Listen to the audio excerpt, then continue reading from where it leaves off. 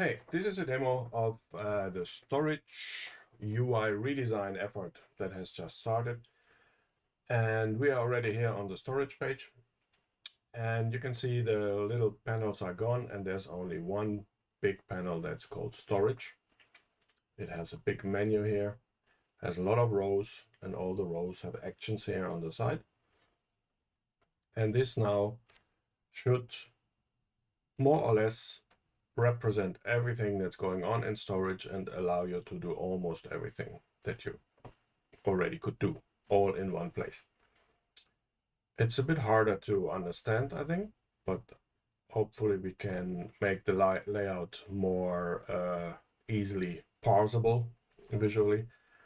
And yeah, let's see. So first is, it's kind of a tree, so maybe we make a better tree out of this. And this means this is now a drive. It has the funny QML name because, of course, this is a virtual machine.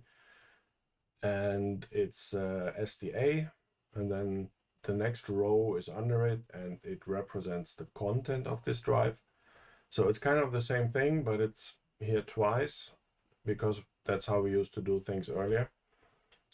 And now we can use this here to turn this into a file system. It's a single click, actually.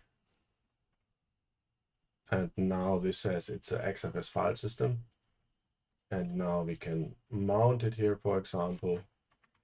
This is all familiar stuff, but you would have to navigate into the details of the drive earlier to do these things. So let's just mount it.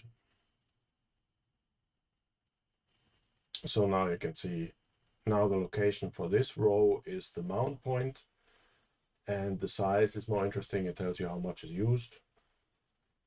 Now you can, of course, unmount it again or format it like you used to be able to do.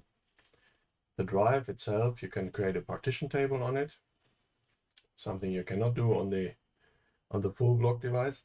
So yeah, I hope that somehow we can unify this eventually, put all the information easily in one place, or omit half of it, or let's see. So I have two more of these, and this is the main drive of the virtual machine. This one has a partition table on it, and now you can see it's not really super interesting that it's a Word I/O disk and it's a drive and it's dev VDA. Interesting is maybe the total size of it. And now you can see it has partitions under it. One of them is the usual FXS file system for boot, and the other one is used as a physical volume in volume group, which is then listed here next on the top level. This is the volume group that this thing is used for. There's no visual connection here. You just have to go by the name, take this name and find it. Oops, sorry. Find it in the table again.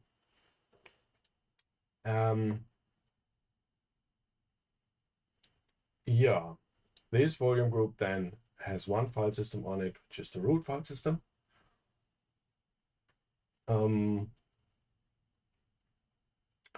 Yeah, as you have just seen, you can click on this and you get back to the old details view of the logical volume.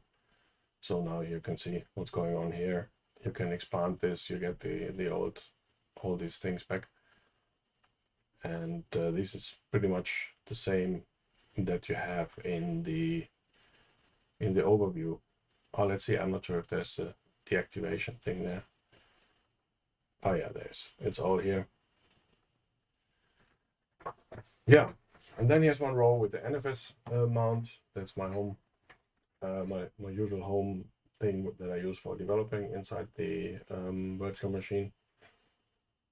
And yeah, if you want to create more things, there used to be a kebab menu on the overview. This is all here now. You can create volume groups and stratus pools and all of that, and you can have a new NFS mount. This is all in one place now. This is maybe a bit weird. We have two entries for iSCSI, and this is a bit obscure. You can change some obscure string here. I don't know how important that is, but let's see if this works, the ice coupling stuff, because that has an interesting property in the layout. This is good. It's very secure.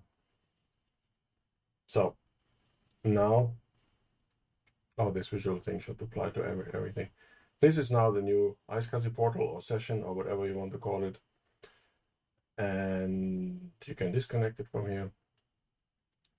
Now we have the drives that have been discovered behind it listed under this here. That wasn't the case earlier. We didn't have the UI possibilities to show which drives actually belong to which iSCSI session. So, but now we can. So we do this, and you can see one of them has a partition table on it. The other one is completely empty still.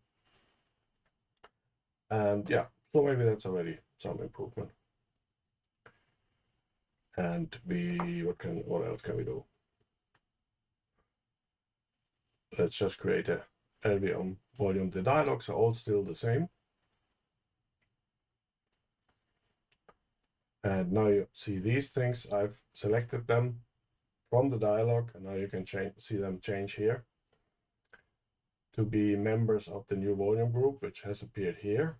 And this one doesn't have anything in it yet. So now you can go and create the logical volume in it. And yeah, there it is. And that can get more involved. Let's see. I've not actually tried this yet. Let's see if this actually works. Let's make a pool. This is a pool, and we can make a thin volume in it. And that didn't work. Sorry.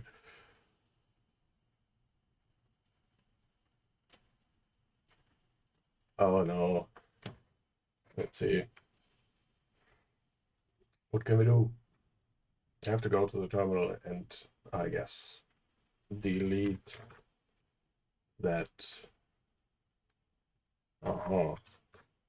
Maybe I cut that out, or maybe not. So I think this is the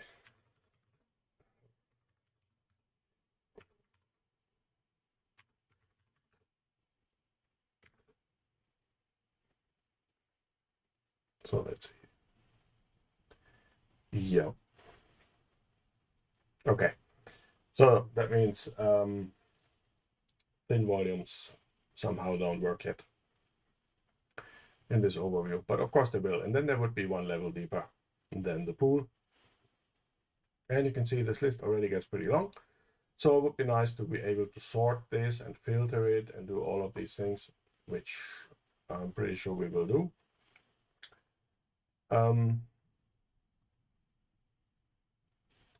Yeah, and yeah, we have just created this volume group, and I think that was already a bit confusing. And I think now when we have the overview, we should change our approach. We should probably have some checkboxes here where you can, check what devices you want to work on, and then you create a volume group out of those. Because now everything should be here visible and accessible. And likewise, if you want to add a physical volume to a volume group, you should just go here to this thing. For example, do we have something that's unused? Maybe this one, you should go here, and there should be some action here to add it into a volume group.